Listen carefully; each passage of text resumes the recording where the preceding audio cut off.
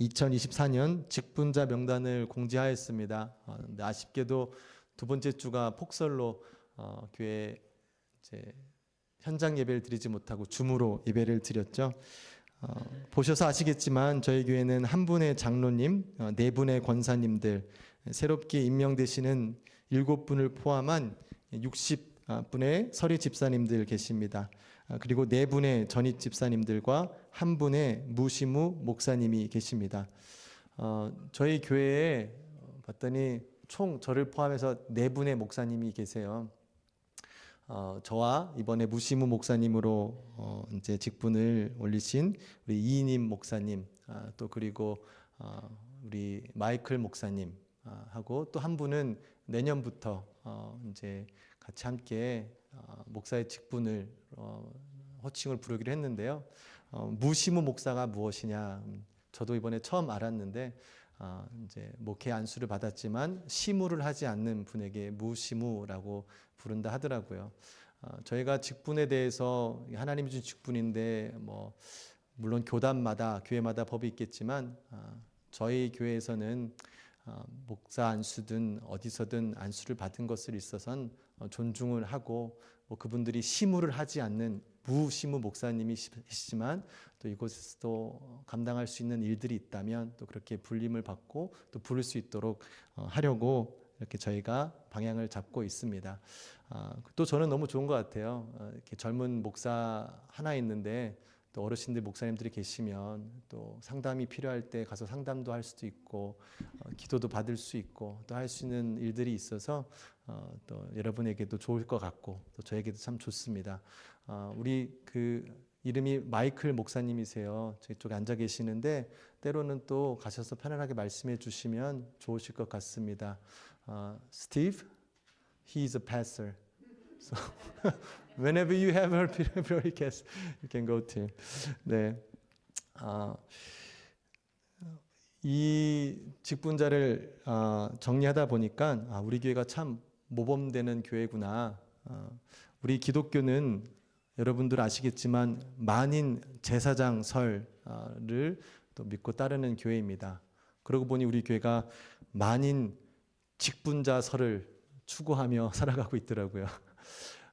저희 교회 성도님들이 지난주 말씀드렸다시피 등록된 교인분이 한 93명, 100분이 좀 안 되시는데 직분자가 한 80분 정도 됩니다. 뭐 거의 다 직분자인 거예요. 좋죠. 저희가 모든 분들이 직분자가 될 때까지. 네, 이 직분이라는 것이 교회를 오래 다니다 보면 자연스럽게 받아들이는 일들일 것입니다. 그러나 또 반대로 교회를 오래 다니면서 다짐하기를 나는 절대로 교회에서 주는 직분은 받지 않겠다 결심하며 교회를 다니시는 분들도 종종 보게 됩니다. 예전부터 교회들이 직분이나 직분자들로 인해 어려움을 겪는 일들을 보고 경험했기 때문에 그렇죠. 뭐 직분을 받으면 정해진 액수의 돈을 교회에다 상납해야 된다. 뭐 또 그것을 이용하여 교회가 이득을 누리려고 직분자들을 세우고 또 직분을 또 주는 경우도 있었고 또 그것을 이용하여 교회의 직분을 받아서 자신의 욕망을 채우려는 이 잘못된 직분에 대한 생각으로 많은 교회들이 이 직분으로 인해서 어려운 일들을 겪었었습니다. 이러한 이유들로 이제 젊은 시대의 성도님들은 더 이상 직분을 받기를 원하지 않고 있는 게 요즘 현실 신앙생활입니다. 예전엔 직분 받고 싶어서 막 줄도 서고 막 내가 어떻게든 하고 싶어 했는데 요즘엔 직분하라 그러면 막 싫다 그러고 안 하려고 그러고 많이들 그러죠. 또 이러한 이유와 다른 이유로 성인이 되어서 처음 교회에 나오신 분들을 보게 되면은 그분들에게는 직분이 좀 어색할 수 있죠. 밖에서 뭐 누구씨, 뭐 누구, 뭐 또 밖에 회사의 이름을 부르고 뭐 무슨 부장님 뭐 이렇게 할 텐데 갑자기 교회 왔더니 뭐 형제님, 막 선동님, 막 이런 얘기를 하면 안 불리던 호칭을 들리게 되면 되게 어색하잖아요. 그래서 저도 예전에 한번 누가 저한테 미스터 킴 부르는데 되게 어색하더라고요. 그래서 뭐 이렇게 내가 불리지지 않는 호칭을 받는 게 어색하듯이 교회에 처음 오신 분들인데 이 호칭에 대해서 좀 어색하신 분들이 있고, 또 어떤 분들은 처음 오면서 호칭이 이게 무슨 교회의 어떤 직위인가? 높은 나이가 든 분은 장로님이고 뭐 직사님이고 연세가 드시면 권사님인가? 라는 어떠한 이 직위로 생각하는 경우도 있을 수가 있습니다. 그래서 때로는 우리가 성도님들을 부르다 보면, 특별히 우리 교회 같은 데 그러죠. 다 모여 있는데 집사님 했는데 한 분만 성도님인 거예요. 그러면 이분만 성도님이라 부르기가 좀 애매하죠. 그럼 그 자리에서 바로 직분을 줍니다. 집사님 하세요. 권사님 아니세요? 권사 아니에요. 그냥 권사님 하세요. 나이도 있으신데. 이런 일들이 교회에서 흔히 또 일어나는 것들도 보게 됩니다. 이러한 환경과 기준들이 각각 교회에 있다 보니까 참 혼동스러운 일이 있죠. 특별히 현대 시대는 교회 성도님들이 이동이 많잖아요. 그래서 각각 다른 교회의 기준들을 가지고 이동하고 섞이다 보니까 더욱더 직분에 대한 이 기준을 잡기가 쉽지 않는 시대인 것 같습니다. 저희 교회도 직분 때문에 기도하며 고민할 때 쉽지 않더라고요. 이렇게 직분을 갖고 있다가도 직분의 기준에 맞지 않으면 직분을 내려놓아야 되는데, 그것도 그냥 내려놓기도 그렇고, 또 직분 기준을 보자니 이분은 또 직분을 받아야 되는데, 하여튼 그 기준을 어떻게 잡을까 고민이 돼서 성경 말씀에 집사의 직분이 무엇일까 찾아봤습니다. 우리 사도행전 6장 3절 말씀인데요. 이렇게 되어 있더라고요. 형제들아, 너희 가운데서 성령과 지혜가 충만하여 칭찬받는 사람 7을 택하라. 우리가 이 일을 그들에게 맡기고. 초대교회 믿음의 공동체가 생기고 공동체가 함께 지내다 보니 여러 가지 일들이 할 게 있었습니다. 특별히 구제가 필요한 자들에게 골고루 구제를 나눠야 되는 행정적인 일, 섬기는 일이 필요했는데, 이를 감당해 줄 사람을 찾고 그 집사의 직분을 세우려니 그분들을 성령과 지혜가 충만하여 남들에게 칭찬받는 사람들이 집사 직분의 조건이라고 합니다. 디모데전서 3장 8절에서 10절까지의 말씀에 보면요, 또 이렇게 다른 기준을 주고 있습니다. 이와 같이 집사들도 정중하고 일구이연을 하지 아니하고 술에 임박히지 아니하고 더러운 일을 탐하지 아니하고 깨끗한 양심에 믿음의 비밀을 가진 자라야 할지니, 이에 이 사람들을 먼저 시험하여 보고 그 후에 책망할 것이 없으면 집사의 직분을 맡게 할 것이요. 이 사람마다 보는 관점과 시각이 다를 수 있지만, 제가 생각할 때 이 기준은 높아도 너무 높은 거예요. 여러분, 이 기준에 합당해서 집사님 직분 받으신 분 계신가요? 저는 저를 봐도, 저를 빗대어도 제가 여기에 못 미치는 기준에 못 미치더라고요. 그렇다면 이 성경의 기준에 맞출 수는 없는 건가? 하는 질문이 생기죠. 그럼 좀 더 기준을 낮춰볼까? 아니, 기준이 내 마음대로 주고 뺏는 것도 아닌데 기준을 낮추는 것도 또 어렵고, 그러던 중에 오늘 말씀을 통해서 우리 모두가 이 직분에 대한 기준을 오늘 말씀에 대해서 좀 봤으면 좋겠다라는 마음이 들어서 오늘 말씀을 함께 나누려고 합니다. 오늘 말씀이 들어있는 디모데전서는 바울이 자신의 영적 아들인 디모데를 에베소에 체류시키고 그가 감당해야 될 일들을 권면하고 가르치기 위해서, 또 격려하기 위해서 쓴 편지입니다. 그리고 오늘 이 본문은 바울이 자신이 가지고 있는, 자신이 받은 직분, 이 직분이 어떻게 나에게 주어졌는지 간증 형식으로 기록한 말씀이 오늘 본문의 말씀입니다. 그래서 그 간증의 시작이 바로 이렇게 시작되죠. 12절에 나를 능하게 하신 그리스도 예수 우리 주께 내가 감사함은 나를 충성되이 여기셔서 내게 직분을 맡기 심이니. 아멘.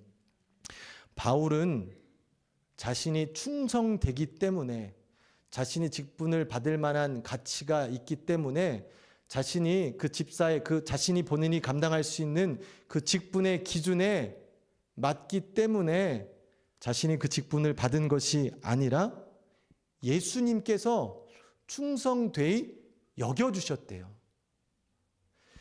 여기서 여기다라는 단어는 원문으로 보면 이제 영어로 해석하면 to consider라는 거로 해석할 수도 있지만 또 다른 언어로는 뜻으로는 to lead라는 뜻으로도 해석할 수도 있습니다. 예수님께서 그 사람이 충성되냐 아니냐를 떠나서 그를 충성되이 여기시고 그를 충성되게 이끌어 주신다는 말씀인 거예요. 바울의 속성과 그 사람의 기준이 아니라 예수님이 그렇게 그를 인식하시고 그를 그렇게 인도하시기로 약속하시고 그에게 직분을 주셨다고 합니다. 바울의 충성됨은 자신으로부터 나온 것이 아니라 예수님께서 그렇게 여겨주시고 만들어주시는 것입니다. 바울은 그래서 그 일을 감당할 수 있는데 그 일들을 감당할 수 있는 능력 또한 예수님이 주셨다고 기록하고 있습니다. 본문에 능하게 그 직분을 능하게 해 주셨다라는 단어의 번역은 가능하게 하다, 힘을 제공하다라는 뜻인데요. 이것을 과거형으로 기록하면서 바울이 이 능하게 하셨다라는 그 사건을 어디로 갖고 가냐 하면 그 다메섹 선상에서 예수님을 만난 그 사건을 가지고 예수님께서 자신을 그 직분에 능하게 하셨다라고 기록하고 있습니다. 바울은 다메섹 선상, 그 다메섹을 향하여 갈 때 이유와 목적이 뚜렷했죠. 예수님을 믿는 사람들을 결박하고 핍박하기 위해서 갔습니다. 그래서 자기 자신을 바울은 시간이 지난 자기의 뒷모습을 보면서 자신을 비방자, 박해자, 폭행자라고 본인 스스로가 표현하죠. 그리고 자기는 죄인 중에 괴수였다라고 표현을 합니다. 그런 바울을 예수님께서는 갑자기 만나 주신 거예요. 그리고 그를 하나님의 자녀로 예수님의 제자로 삼아 주시는, 영적으로 죽었던 자에게 새 생명을 주시는, 삶의 출처, 삶이 어디서부터 왔으며 내 삶의 목적이 무엇이며 어디로 가는 그 진리를 예수님을 통해 깨닫게 되는 그 순간이 예수님이 바울이 받은 직분을 능하게 하신 능력이라고 고백하는 것입니다. 바울의 능력이 다른 능력이 아니라 예수님을 믿게 된 능력, 하나님이 나의 아버지 되심을 믿게 되는 것이 예수님께서 자신에게 직분을 주시며 주신 능력이라고 말씀에 고백하는 것입니다. 1장 14절 말씀에 그렇게 기록하고 있죠. 우리 주의 은혜가 그리스도 예수 안에 있는 믿음과 사랑과 함께 넘치도록 풍성하였도다. 아멘. 바울이 말하는 이 능력, 예수님을 섬길 수 있는 것은 전적인 예수님의 은혜, 하나님의 은혜임을 고백하게 됩니다. 성경이 말하는 능력과 우리가 얘기하는 능력의 차이가 있죠. 이 출애굽기 18장 21절 말씀에 같이 한번 읽었으면 좋겠습니다. 출애굽기 18장 21절 말씀입니다. 너는 또 온 백성 가운데서 능력 있는 사람들 곧 하나님을 두려워하며 진실하며 불의한 이익을 미워하는 자를 살펴서 백성 위에 세워 천부장과 백부장과 50부장과 10부장을 삼아. 믿음의 공동체에 리더를 세워야 되는데 그 리더는 능력이 있는 사람을 택해서 뽑아야 됩니다. 근데 그 능력이 말씀에 뭐라고 나와 있죠? 하나님을 두려워하며 진실하며 불의한 이익을 미워하는 자가 하나님이 찾으시는 능력 있는 자입니다. 우리가 세상에서 어떤 주어진 일을 탁월하게 처리할 수 있는 그 세상적인 능력을 이야기하는 것이 아니라 교회 안에서 믿음의 공동체 안에서 찾는 리더, 직분자는 능력, 즉 전능하신 하나님을 두려워하고 진실하며 불의한 이익을 미워하는 자가 능력 있는 자이고, 그 능력 있는 자가 하나님이 주신 일을, 맡기신 직분을 감당하는 것이라고 성경이 이야기하고 있습니다. 이 능력은 예수님을 구주로 영접한 모든 그리스도인들에게 주신 하나님의 은혜인 줄 믿습니다. 하나님을 믿고도 하나님을 두려워하지 않는 자가 있을 수가 없죠. 하나님을 알고도 거룩하지 않은 일을 거리끼지 않는 사람이 있을 수가 없죠. 예수님을 영접하고 하나님 믿는 사람들이라면 하나님께서 허락하신 능력을 받은 자임을 오늘 말씀을 통해서 확인할 수 있습니다. 이것을 깨달은 바울은 아까 얘기한 죄인 중에 괴수였던 자신에게 하나님께서 은혜를 주시고 예수 그리스도를 따라서 복음을 전할 수 있는 그 직분을 주신 것이 너무 감사했던 거예요. 내가 할 수도 없는데, 난 충성되지도 않는데 나를 충성되게 여기시고 아무것도 할 수 없는 나에게 능력을 주셔서 하나님의 뜻을 따라 복음을 전하며 살아가는 그 직분을 주셨다는 것을 바울이 깨달으니 본인은 하나님께서 예수님을 통해 나에게 주신 그 직분이 너무 감격스럽고 감사하다고 고백하고 있습니다. 바람은 저와 여러분도 바울처럼 하나님께서 주신 직분이 내 능력과 내 힘이 아닌 하나님께서 주신 은혜로 말미암아 나에게 주어진 것이라 믿고 그 직분에 감사할 수 있는 마음, 감격할 수 있는 마음이 있게 되기를 축복합니다. 이렇듯 교회에서 직분을 받는 것은 하나님께서 주신 은혜로 주어진 일을 감당하는 것이죠.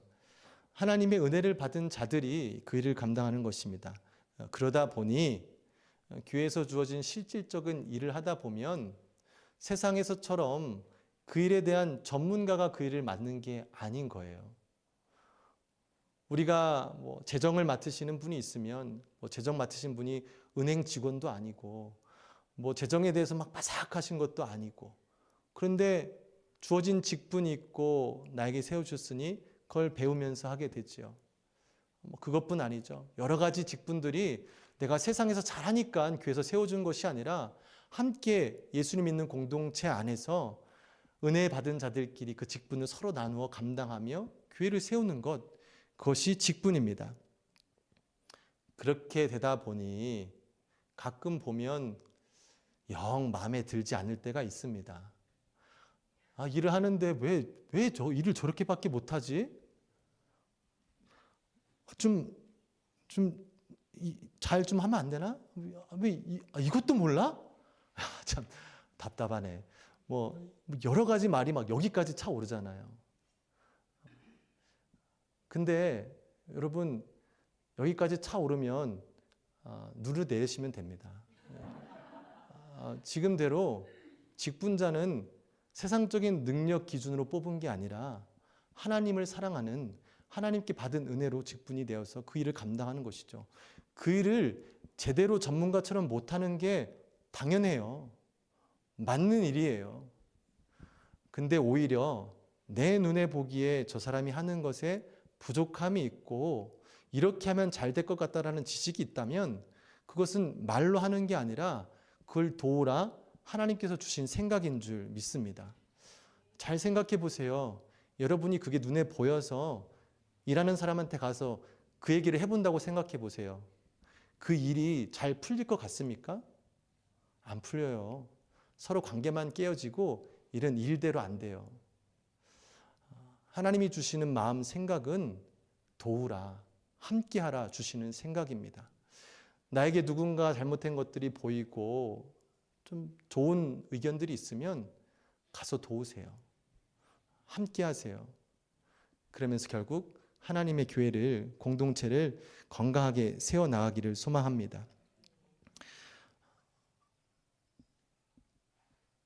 이런 말씀을 드리면 나는 참 이거 눈에 보이면 막 내 성격상 말을 안 할 수도 없고 차라리 아예 안 보는 게 낫지 하면서 교회에 조금 발을 띄워놓고 예배만 드리고 교회 깊이 참여하지 않는 분들이 있을 수 있습니다. 시간이 지나 난 예전에 열심히 했으니까 다른 사람들 좀 하지 뭐, 젊은 사람들 좀 하지, 이런 생각들이 있을 수 있습니다. 지극히 저와 여러분이 생각할 수 있는 생각이지만 전혀 하나님의 생각과는 다른 생각이죠. 하나님은 우리를 한 몸 공동체로 부르셔서 각 지체가 쓸데없는 것이 하나도 없이 건강한 한 몸 공동체를 세우기를 원하셔서 우리를 보내주신 것입니다. 난 할 만큼 했으니까 이제 그만 떨어져 나갈게 하고 나간다면 그 몸은 건강을 잃게 되는 것이죠.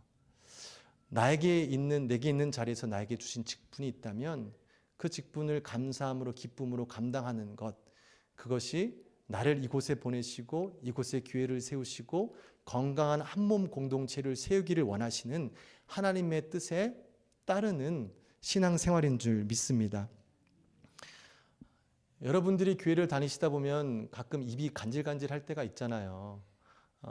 여러분들이 대놓고 비판할 수 있는 상대는 목회자 저밖에 없습니다. 왜냐하면 아까 기준에 되면 저는 이 일을 하기 위해서 전문적으로 훈련을 받은 사람이잖아요. 훈련을 받았음에도 불구하고 제대로 못한다면 비난과 비판을 받는 게 마땅하겠죠. 그러니 여러분들끼리 서로 비난하고 비판하지 마시고 여러분들끼리는 존중하고 서로 도우시되 비난할 게 있으면 저한테 하세요. 설교가 마음에 안 든다, 목회가 왜 그 모양이냐, 저한테 말씀해 주셔도 좋아요. 그렇지만 여러분들이 그렇게 말씀하신다고 제 설교가 하루아침에 좋아질 수는 없어요. 목회가 왜 모양 그 모양이냐 말씀하신다 한들 제가 막 하루아침에 다른 사람에 대해서 여러분들이 원하시는 대로 목회를 할 수는 없을 거예요. 더 좋은 방향이 있다면 여러분들이 저를 위해서 먼저 기도해 주시는 게 참 좋겠죠. 필요하겠죠. 저를 사랑해 주시고 기도해 주시고 사랑에 담긴 비판이 저에게는 꼭 필요합니다. 그래서 목회자를 위해서 기도해 주시고 또 함께 의견을 나눠주시는 일, 그리고 목회자는 주신 사명을 기억하며 신실하게 성도님들을 섬기고 주어진 사명, 가르치고 기도하는 일에 최선을 다하는 게 제가 맡은 사명입니다. 교회가 받은 의무와 책임은 제가 그렇게 잘할 수 있도록 돕는 것이 여러분들이 감당해야 될 일입니다. 서로가 서로를 위해서 기도하며 의무와 책임을 잘 감당할 때 그 관계가 가장 아름답게 이루어집니다. 부부관계도 그렇죠. 왜 그거밖에 못해? 저거 못해? 저거 안 해? 왜 저걸 안 하지? 답답하죠. 근데 부부관계는 하나님이 부족한 반을 붙여서 완벽한 하나를 만들어 주시는 거잖아요. 저 사람이 못하니까 나를 붙여주신 거예요. 못해서 내가 트레이닝을 시켜서 저 사람을 완벽하게 만들겠다는 생각은 애초부터 잘못된 생각이라 저분이 부족함을, 저 아내의 부족함을, 남편의 부족함을 내가 메꿔서 둘이 온전한 하나가 되라고 맡기듯이 교회와 목회자의 관계도 똑같습니다. 목회자가 목회자를 생각하는 게 아니고 성도님들을 생각하고 성도님들이 목회자를 위하고 함께 존중하며 자신의 책임을 다하며 기도하며 나아갈 때 그 교회가 아름답게 또 성장하는 교회가 되는 줄 믿습니다. 우리 교회가 그런 건강한 교회가 되기를 원합니다. 솔직히 말씀드리면 개인적으로 욕심이 그럴 때가 있죠. 나도 정말 훌륭한 목회자, 막 말씀 전하면 막 여러 사람이 눈물을 흘리며 막 아멘 아멘 하고 뒤집어지는 역사가 일어나는, 목회도 잘하는 이런 욕심이 있을 수도 있을 것 같아요. 그런데 저의 정말 진실된 바람은 하나님이 세우신 교회에 하나님의 올바른 말씀이 선포되어지는 것, 그것이 저의 바람입니다. 교회가 크고 성장하는 것 좋을 수 있지만 더 중요한 건 하나님의 뜻대로 올바르게 세워주는 것이 그 무엇보다도 가장 최우선시 돼야 되는 거겠죠. 이 일은 저와 여러분 한 분 한 분이 함께 힘을 합쳐야 이루어질 수 있는 것입니다. 그런 마음을 보셔서 하나님께서 우리와 함께 하실 때 우리 교회가 하나님을 기쁘시게 하는 교회가 될 줄 믿습니다. 많이들 아시겠지만 직분자는 지위가 아닙니다. 섬기는 자들을 가르치는 용어이죠. 그래서 직분자들의 핵심은 섬김입니다. 예수님께서, 하나님의 아들이신 예수님께서도 이 땅에 오실 때 내가 섬김을 받으러 온 것이 아니라 섬기러 왔다라고 말씀하시죠. 근데 이 섬김이란 게 잘못 오해가 될 때가 있어요. 예전에 제가 규모가 있는 교회를 섬길 때 교회가 가장 큰 문제가 주차장이었어요. 주차할 데가 없어서 동네 끝까지 스트리트 파킹을 해도 될 데가 없으니까 이제 교회 주차장 안에 더블 파킹을 하게 됩니다. 더블 파킹을 하면 차를 놓고 차키도 놓고 내려야 되고 막 여러 가지 일들이 있으니 매 주일마다 어려운 일이 있었어요. 그래서 그 교회는 주차위원들이 굉장히 많이 있습니다. 그래서 집사님들하고 친하게 지내는데 어느 날 저한테 컴플레인을 얘기하시는 거예요.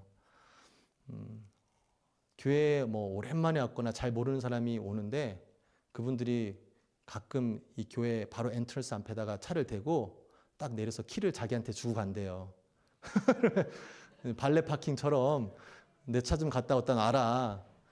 근데 이분들이 이제 주차하시는 분들이 뭐 이게 중요한 건 아니지만 보통 주중에 오피스 잡을 갖고 계신 분들이 교회 오면 또 앉아서 하기 그러니까 밖에서 일하고 싶어서, 또 세상적으로는 그리고 다들 지위가 높으신 분들인데 교회 와서 그런 대접을 받으니까 자기도 좀 어색하기도 하고 화가 나는 건가 봐요. 그래서 막 이거 좀 광고 좀 해서 이게 우리 발레 파킹 아니라고 좀 얘기해 달라고 하고 막 이런 얘기들을 하시더라고요.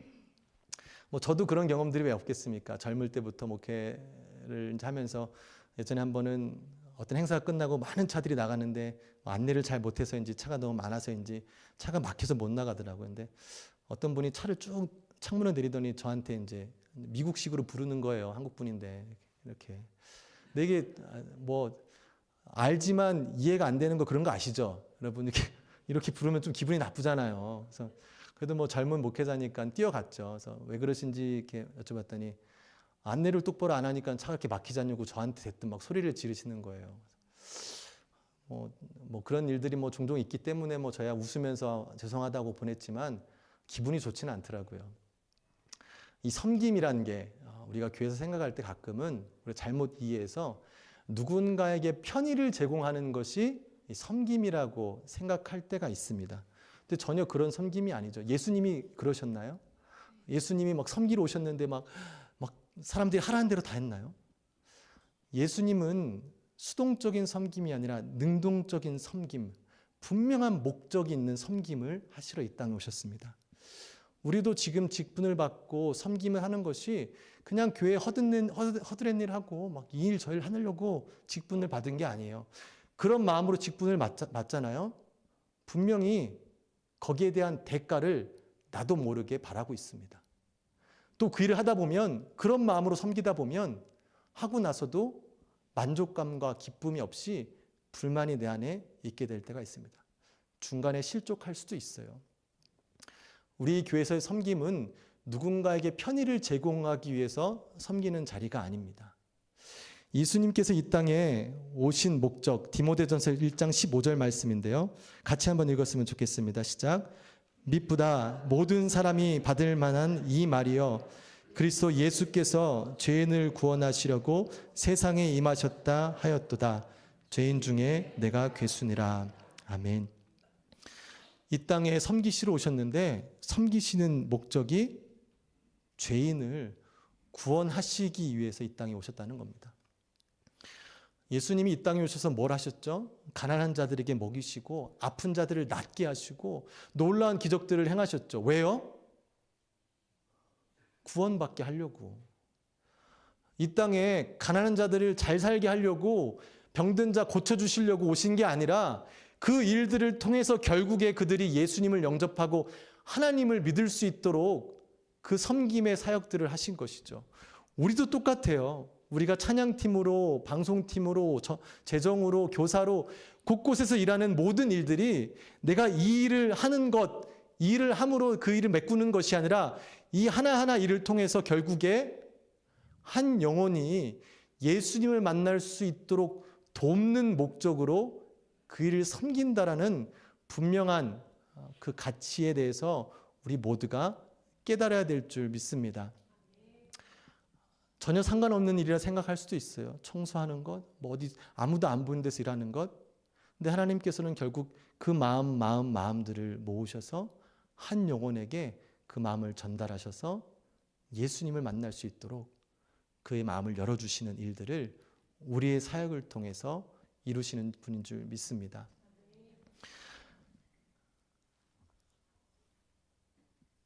이 세상은 계속해서 가치가 변해가고 있습니다. 인간의 삶은 무엇을 하는가의 가치가 무엇을 가졌느냐의 가치보다 더 높았던 때가 있습니다. 그 가치는 인간의 존엄성이 있었고 이타적인 사랑과 평화를 추구했습니다. 그것을 위해 많은 사람들은 때론 자신이 손해도 보고 어려운 길을 선택해서 가기도 했습니다. 예전에 어떤 분이 저한테 그러시더라고요. 이제 미국에 오셔서 열심히 공부해서 교수님이 되셨어요. 그리고 또 테니어까지 받으셔서 교수직을 맡고 또 어떤 이제 공동체 모임에 갔는데 자신은 나름대로 교수가 됐고 미국 대학교에서 이제 종신 교수까지 됐는데 자신의 와이프는 그냥 볼품없는 가방을 메고 왔는데 같이 모인 그 사람들의 와이프들은 다 명품백을 갖고 왔대요.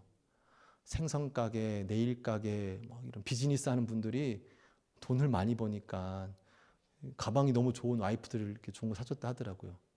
그게 너무 자존심이 상하고 속상했대요. 예전에 우리가 교수님 하면 돈을 벌어서 교수님이 와 좋구나 했습니까? 아니잖아요. 명예직, 가르치는 일, 너무나 중요한 일이었기 때문에 그 교수님이라는 것에 대해서 가치를 주고 우리가 그렇게 또 존중했던 때가 있었습니다. 근데 지금의 세대는 무엇을 하느냐가 중요한 시대가 아니에요. 무엇을 가졌냐의 세대예요. 저 사람이 무엇을 하는지 그리 중요하지 않아요. 어떻게 저걸 가졌고 얼마나 벌었느냐가 더 귀가 쏠리는 거죠. 그런 세대를 우리가 살아가고 있습니다. 이러한 가치는요, 인간의 존엄성을 깨트리고 있습니다.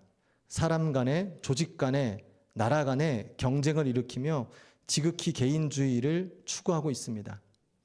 그리고 이러한 가치를 추구하는 사람들이 모여 사는 곳에 얼마나 끔찍한 일들이 일어나고 있는지 우리가 종종 아주 쉽게 뉴스를 통해 또 주위의 사건들을 통해 우리가 접하고 있지 않습니까?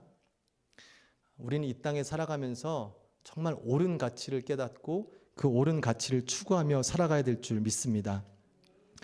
우리가 이 땅에서 경험할 수 있는 가장 귀한 가치는 우리를 창조하신 하나님께서 허락하신 그 가치, 한 영혼을 하나님께로 인도하는 것, 이것보다 더 중요한 가치가 없죠. 하나님을 믿는 자들은 하나님께서 가장 귀하게 여기시는 그 가치, 자신의 아들을 이 땅에 내어주시면서까지 예수님이 이 땅에서 수많은 고난을 받으시고 십자가에 그 못 박히시면서 돌아가시면서까지 지켰던 그 가치, 그 가치를 위해 우리를 부르셨고 우리에게 직분을 허락하시고 그 직분을 감당하라고 말씀하고 계십니다. 우리가 하나님이 중히 여기시는 가치를 우리도 기쁘게 또 귀히 여기게 되기를 소망합니다. 언제 될지 모르겠지만 저는 다 이 교회 사는 게 다 처음이잖아요. 담임 목회자도 처음이고 모든 일들이 처음이지만 제일 기대되는 거 하나가 세례식이에요. 저는 세례식이 좀 빨리 생겼으면 좋겠어요. 교회에서 가장 큰 축제거든요. 한 영혼이 예수 그리스도를 영접하고 우리 앞에서 그것을 공표하며 우리의 가족이 된다는 가장 큰 사건이 바로 세례식입니다. 하나님이 가장 기뻐하시는 일인 거죠. 우리가 결국 그 일을 감당하려고 이곳에 모였고 살아가고 있습니다. 우리의 주어진 삶, 축복받은 삶, 재물, 물질, 여러 가지 환경들 하나님이 주셨다면 왜 주셨겠어요? 그 주신 것들로 하나님의 뜻을 이 땅 가운데 펼치며 살아가라 주신 것, 우리가 그 하나님의 목적을 꼭 깨닫기를 원합니다. 우리 모두는 직분을 받기에는 자격 미달입니다. 그래서 예수님께서는 가장 자격 미달인 바울, 죄인 중에 괴수였던 그 바울을 택하셔서 우리의 모델로 삼아 주셨습니다. 16절 말씀에 그러나 내가 긍휼을 입은 까닭은 예수 그리스도께서 내가 먼저 일체 오래 참으심을 보이사 후에 주를 믿어 영생 얻는 자들에게 본이 되게 하려 하심이라. 아멘. 우리는 나의 상황과 나의 능력으로 인해서 직분을 받고 감당하는 것이 아닙니다. 직분은 나를 사랑하신 예수님께서 은혜로 덮어주신 사랑의 선물인 줄 믿습니다. 우리가 이 직분, 하나님께서 주신 이 직분을 기쁨과 감사함으로 받으시기를 바랍니다.